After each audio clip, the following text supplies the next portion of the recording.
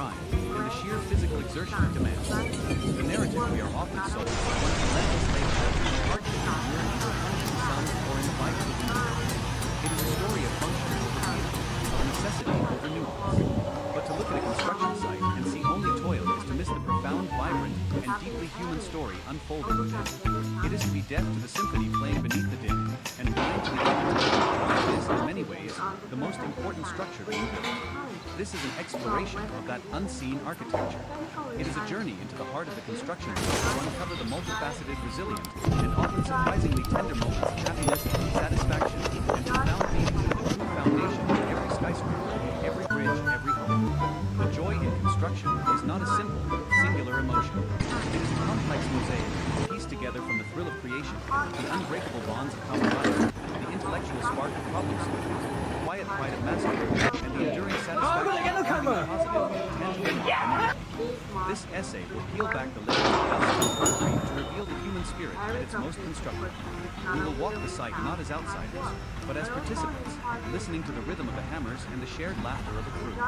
We will look past the raw materials to see the artistry, past the blueprints to see the ingenuity, and past the finished building to see the legacy. For in the act of building, we find countless powerful ways to build ourselves, to find community, and to experience a unique and deeply resonant form of joy. This is the story of that joy, a force as strong and as essential as any steel beam or concrete foundation. Chapter 1, the symphony of creation, the sensory joy. The joy of construction begins with the senses. It is a primal, immediate experience that connects the worker to the work in ways that few other professions do. Before the intellectual satisfaction of the problem solved and the emotional warmth of camaraderie, there is the raw, unfiltered experience of the site itself. The symphony of creation contains sight, sound, smell, and touch in a powerful and invigorating way. The overture of dawn, a visual transformation. The first act of the symphony often begins in the quiet, cool air of dawn. The site, sleeping under a blanket of stars, awakens slowly.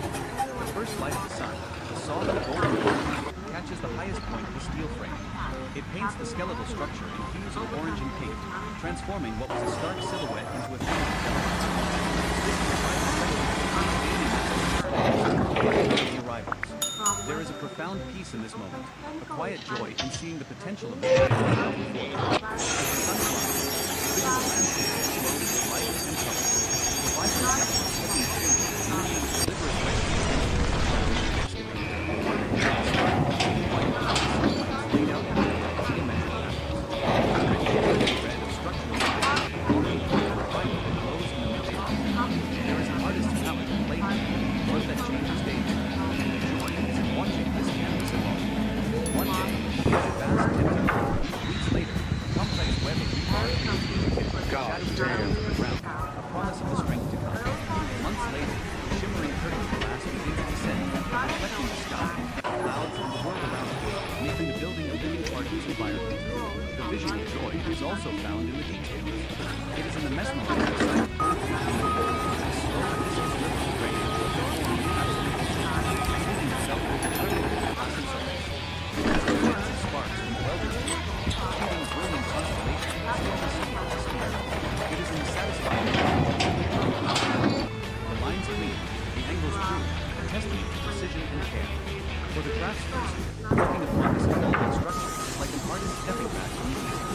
It is the joy of seeing a vision once confined to a two-dimensional rise into a three-dimensional world, a tangible and growing monument to their collective act. Construction is cherished. The sights are the canvas, the sounds are the score. The construction site is anything but silence. For those who work within it, cacophony is not noise, it is music. It is a dynamic, powerful progress, energy, and collaboration. Today's percussion section begins with the rhythmic, satisfying thud-thud-thud of hammers driving nails. This is one of the most fundamental sounds of building, a beat that has echoed through the pieces. It is joined by the high-pitched, energetic whine of the circular saw slicing through the sheet of plywood, a sound of clean, decisive action. The sharp, percussive report of a nail gun, firing with rapid-fire efficiency, adds a modern staccato. These are the sounds of the center, of pieces coming together to form a whole. The brass and wind sections are provided by the heavy machinery. Oh no!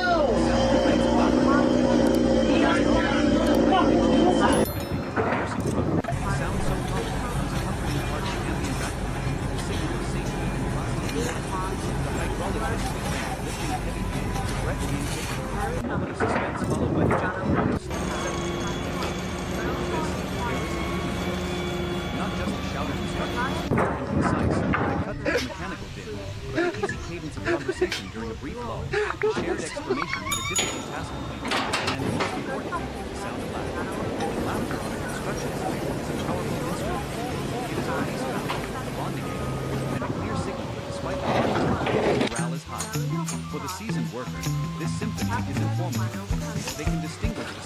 soft and hardwood versus softwood. They can tell by the pitch of an engine that the machine is straining. They learn to filter the symphony, to pick out the sounds that are relevant to their task while letting the rest form a motivating, energetic background. There is a deep, almost subconscious joy in being part of this orchestra.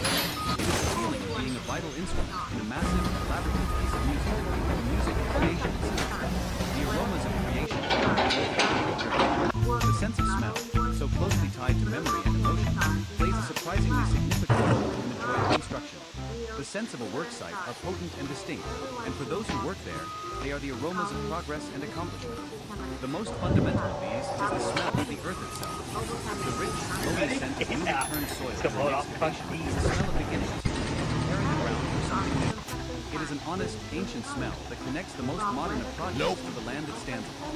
As the project progresses, this earthly scent and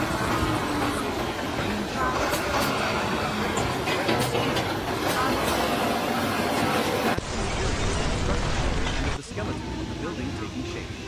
For a carpenter, this is the smell of their craft, the perfume of potential.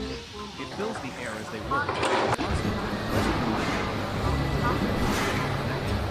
Then there is the unique, damp, mythical scent of curing. It's a cool and distinctive smell, one that signifies it is the smell of ferment, of a liquid becoming a solid, of a foundation setting and becoming unyieldingly strong. To smell curing concrete is to smell the project gaining its strength, its core integrity. Others, more fleeting scents join the mix. The sharp metallic tang of cut steel, the faint acrid smell of welding rod just as steel. The country does not know pleasant aroma of modern acid continued by building. These are not the perfect, they are the raw, unfiltered smells of materials being shaped and joined.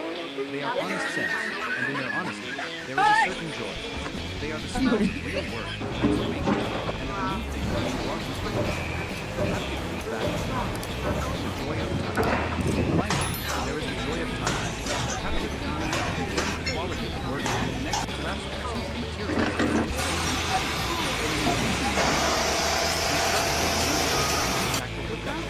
there is a simple, satisfying feeling, well-worn tool to keep in one thing. The smooth, familiar wood panel, shaped by years of use, or the textured rubber grip. These tools become extensions of the cell, and the feel of them is a comfort, a signal to users in their element, ready to create. The materials themselves are the work of many experience. The rough, plain surface of an unfinished wooden beam, a textured bond, the surprising smoothness and coolness of a sheet of steel. The gritty, abrasive texture of it is the feeling of sanding a rough piece of wood until it becomes as smooth as silk beneath the fingertips. There's the satisfaction of running a hand over a plastic wall and finding it perfectly flat, a flawless plane with no imperfections. The most profound tactile joy is the feeling of perfect fit. When a carpenter cuts a joint so precisely that two pieces of wood slide together with a snug, satisfying friction. When a pipe feels that final, solid feeling that signals a loose movement. When a mason sets a stone and it settles into the mortar with a soft, solid rock, perfectly level and flush with its nature. These are moments of pure, unadulterated satisfaction. They are physical confirmation of skill, precision, and care. Being brought to the perfect order by one's own hand. This sensory symphony, the evolving vision, the rhythmic sounds, the satisfying textures, forms the foundational layer of joy in construction. It is a constant reminding them at every moment that they are not just cogs of machines, but active, essential participants in the vibrant, dynamic act of creation.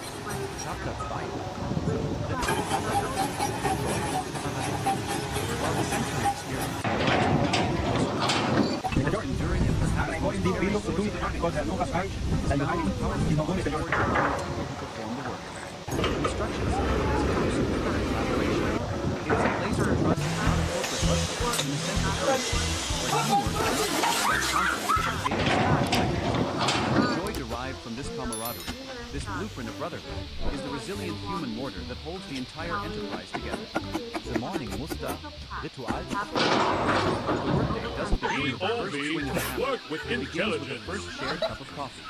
The morning muster, whether it's around the tailgate, inside the temporary cycle, or just a couple minutes waiting morning shift, this is where the team connects to the human level before they sound of easy banter. Stories from the previous evening are shared. Gentle teasing, a hallmark of the extended affection in many working groups, is exchanged. The grizzled veteran might poke fun at the apprentice's new, overly clean boots. The electrician might trade a good-natured jibe with a follow about who has the more beautiful. This friction is more than just competition. It's a daily exploration of the team's social dynamics. It reinforces that they are not just a collection of different trades and skill sets, but a group of individuals who know and care about each other. It's a process of shedding the concerns of the outside world and focusing their collective energy on the day ahead. This shared moment of peace and freedom before the management begins to create a positive foundation for the entire day. Joy is very subtle and profound. It is the quiet comfort of starting the day among people you trust and genuinely love. Shared struggles, shared strength, forging bonds in adversity. Nothing forges a bond like shared adversity. Construction work is inherently challenging, and crews regularly face obstacles that test their resilience and mental fortitude. It could be a blistering summer, turning sight into another, demanding that everyone watch out for it, ensuring constant hydration and frequent breaks. It could be a sudden torrential downpour that threatens to flood an open foundation, sending the entire team scrambling in a coordinated, frantic effort to lay down tarps and operate. Or it could be the complete cold of winter morning, where the simple act of holding a metal tool is a painful exercise, and shared warmth from a portable heater becomes a communal blessing. In these moments, individual concerns melt away, replaced by a singular collective goal. The project manager might be hauling sandbags right alongside the newest labor. The focus is absolute. Protect the project and protect the crews. The communication becomes clear, efficient, and instinctive. A shared glance, quick notes, entire sentences are conveyed without a word. When the crisis is over, the storm has passed, and the wind is broken, powerful and settled.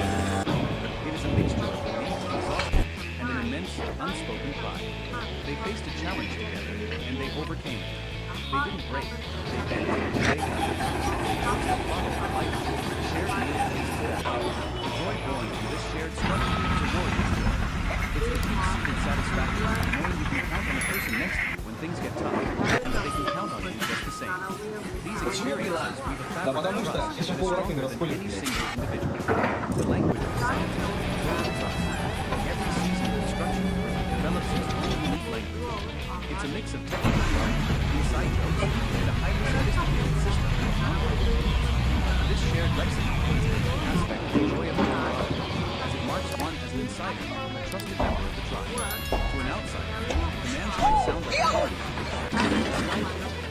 A classic joke for an apprentice asking for a non-existent tool, similar to that feather out the mud. Understanding this language is a rite of passage. For an apprentice, the day they finally understand the slang without having to ask is a moment of quiet pride. It means they are no longer guests, they are part of the crew. Even more nuanced is the non-verbal communication. A crane operator, isolated high above the attack, communicates with the riggers on the ground with precise coordinates. A slight difference, close brace. These gestures convey complex instructions about beginning and lowering loads for all men. This communication is built on absolute trust. The team on the crew trusts the operator's skill, and the operator trusts that the signals they receive are accurate.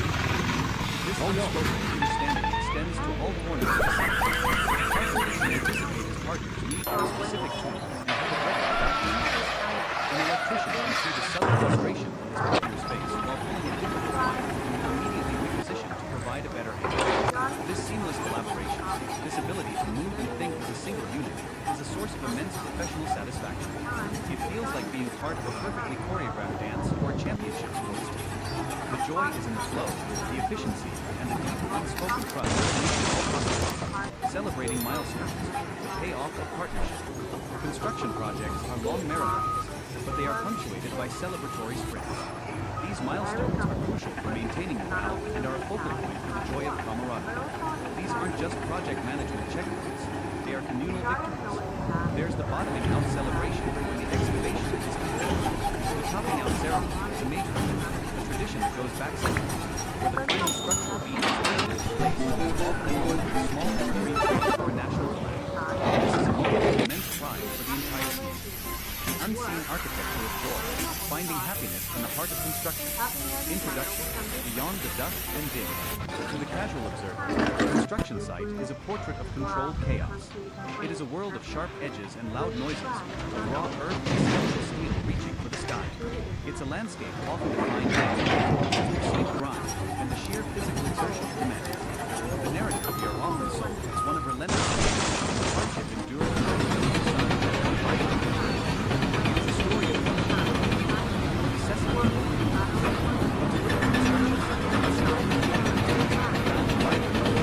over the story unfolding. It is to be deaf to the symphony playing beneath the din, and blind to the architecture and joy that is, in many ways, the most important structure. This is an exploration of that unseen architecture. It is a journey to the heart of construction to uncover the multifaceted, resilient, and often surprisingly tender moments of happiness, satisfaction, and profound meaning that are the foundation of every skyscraper, every bridge, every park. The joy of construction is not a single emotion. It is a complex mosaic, pieced together from the unbreakable bonds of camaraderie, the intellectual spark of problem solving, the quiet pride of mastery, and the enduring satisfaction of leaving a positive, tangible mark on the world. This essay will peel back the layers of dust and concrete to reveal the human spirit at its most basic. We will walk the site not as outsiders, but as participants, listening to the rhythm of the shared laughter of truth. We will look past the raw materials to see the artistry, past the blueprints to see the ingenuity, and past the finished building to see the legacy. For in the act of building our world, we find multiple ways to build ourselves, to find community, and to experience a unique and deeply resonant reality. This is the story of that journey, force as strong and as essential as any steel beam or concrete foundation. Chapter 1, The Symphony of Creation, the Sensory Joy. The joy of construction begins with the senses. It is a primal, immediate experience that connects the work before the intellectual satisfaction of problem solving and emotional art, there is the raw, uncontrolled itself, a symphony of creation that engages sight, sound, smell, and touch of the overture of dawn, visual transformation. The first act of the symphony often begins in quiet, air of dawn. The sight, sleeping under a blanket of stars, awakens slowly. The first light of the sun, soft golden water, catches the highest luminous steel frame. It paints the skeletal structure in hues of orange and pink, transforming what was a dark silhouette into a thing of delicate. This is a private spectacle, a daily experience witnessed by ordinary lives. There is a profound peace in this moment. Quiet joy in seeing the potential of the day laid out before us. As the sun climbs, the visual landscape explodes with light and color. The vibrant yellow of heavy machinery moving with deliberate grace against the background of executed. The stark black and white of PVC pipes laid out in neat, geometric patterns. The rich, earthy red of structural steel, often coated in a primer that glows in the midday light. There is an artist's palette at play here, one that changes daily. The joy is in watching this canvas evolve. One day, it is a vast empty lot. Weeks later, a complex web of creativity, shadows, promise of strength. Months later, a shimmering curtain glass begins to set the sky, clouds, and the world around us,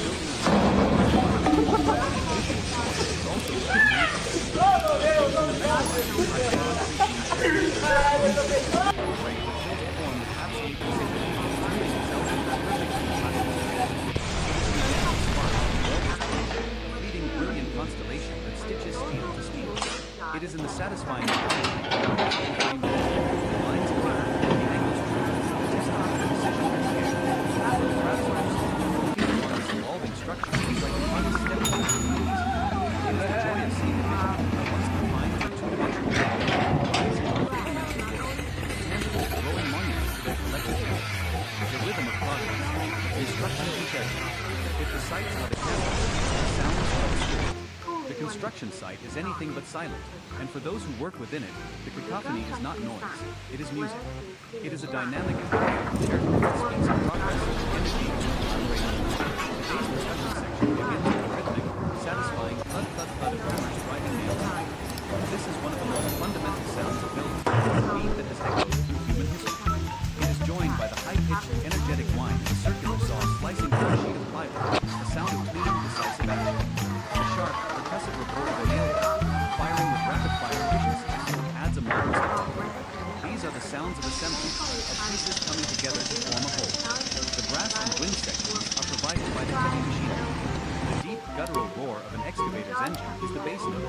sound of immense power and potential. It is complemented by the high-pitched, insistent beeping of a reversing truck, a sound so common it becomes a comforting part of the ambient backdrop, a signal of safety and constant movement. The hydraulic hiss of a crane lifting a heavy beam is a breath being taken, a moment of suspense followed by the gentle drone of steel settling. With this, there is a feeling. Not just the shouted instructions, clear and concise, that come through the mechanical bit, but the easy cadence of conversation, brief thought, the shared explanation of the physical festival, and most importantly, the sound of laughter. Laughter on the construction site is a powerful instrument. And a clear signal that despite the hard work, the morale is high. The season one, the symphony of symphony. It can distinguish the sound of a song having hardware versus software. They can tell by the pitch of an engine if a machine is straining. They learn to filter the symphony, pick out the sounds that are relevant, while letting the rest of the machine take action. There is a innate, almost subconscious ability to be part of this orchestration. It's about being a vital instrument in a massive, elaborate piece of music.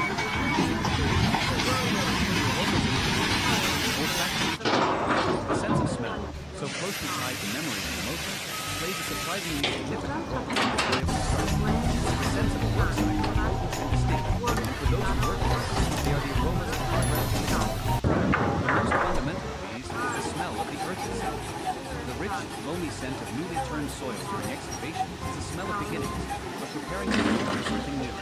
It is an honest, ancient smell that connects the most modern of projects to the land it stands upon. As the project progresses, this earthly scent is clean, sharp, almost pine-like fragrance of freshly sown earth is one of the most beloved. It speaks of natural materials in construction and of the skeleton of the building taking shape.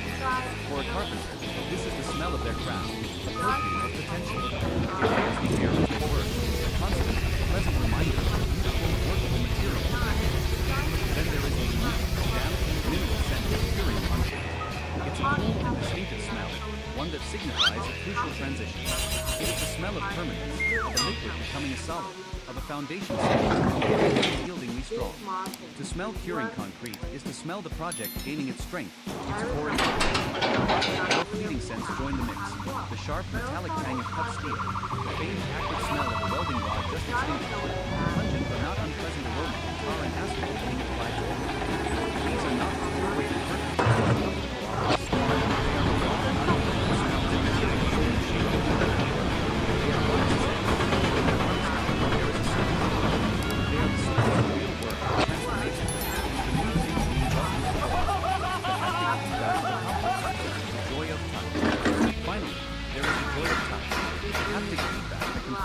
Of the work and connects the craftsperson in a way. In an increasing construction remains a profound technical profession. The well-worn tool in one's hand, the smooth, familiar with the hammer, the tape breakers, or the textured rubber in the power. These tools become extensions of the self, the signal that the user is in their element. The materials themselves offer a world of tactile experience. The rough, grainy surface of an unfinished wooden beam, the texture and light, the surprising smoothness and smooth. The abrasive texture of a concrete block, the joy pulls and transforming into a texture. It is the feeling of sanding a rough piece of wood until it becomes a smooth as silk beneath the fingertips. It is the satisfaction of running a hand over a newly plastered wall and finding it perfectly flat, a flawless plane with no imperfections. The most profound technique is the perfect fit. When a carpenter cuts a joint so precisely that two pieces of wood slide together with a snug, satisfying friction. When a pipe fitter tightens a connection and feels that final, solid seating signals a leak-proof seal. When a mason sets a stone and it settles into mortar with a soft, solid form, perfectly level and flush with its neighbors. These are moments of pure, unadulterated satisfaction. They are physical consummation, skill, precision, and care. It is the universe, on a small scale, being brought into perfect order by one's own hands. This sensory symphony, the evolving visuals, the rhythmic sounds, the honest smells, and the satisfying textures forms the foundational layer of joy in construction. It is a constant, immersive experience that grounds the workers in the reality of their tasks, reminding them that